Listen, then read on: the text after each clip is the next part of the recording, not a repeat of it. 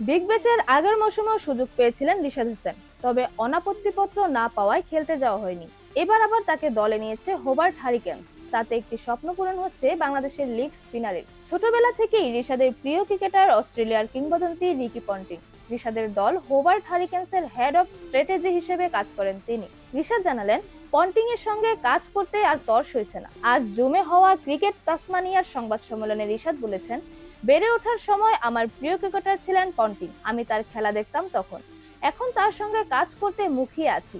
আমি তার কোচিংয়ে খেলতে চাই। আগামী 14ই ডিসেম্বর শুরু হবে বিগ ব্যাশের এবারের আসর। এই টুর্নামেন্টের খেলার জন্য বিসিবির কাছ থেকে অনাপত্তিপত্র পেয়ে গেছেন রিশাদ। অস্ট্রেলিয়ার হোবার্টের হয়ে কাজটা কি হবে তাও জানেন রিশাদ। রিশাদ বলেছেন, পাওয়ার প্লে শেষ হওয়ার পর উইকেট নেওয়াটা লেগ স্পিনার হিসেবে আমার কাজ। আশা করি হোবার্টের হয়েও কাজটা করতে পারবো।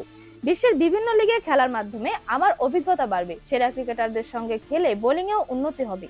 এর আগে পাকিস্তান সুপার লিগেও খেলেছেন রিশাদ। সর্বশেষ আফগানিস্তানের বিপক্ষে 3 ম্যাচে 5 উইকেট নিয়েছেন তিনি। তবে শুধু ক্রিকেট নয়, বিগ ব্যাশের বিভিন্ন একটি বিষয় নিয়েও নিজের রোমাঞ্চের কথা জানিয়েছেন রিশাদ। রিশাদ বলেছেন, আমাকে যখন হোবার্ট দলে নেয় আমি সঙ্গে সঙ্গে জায়গাটার নাম গুগল করি আর দেখতে পাই যে খুব সুন্দর আর প্রশান্তিময় জায়গা। যে কোনো খেলার আপডেট সবার আগে পেতে অবশ্যই চ্যানেলটি সাবস্ক্রাইব করে রাখুন। ধন্যবাদ। Flavours news.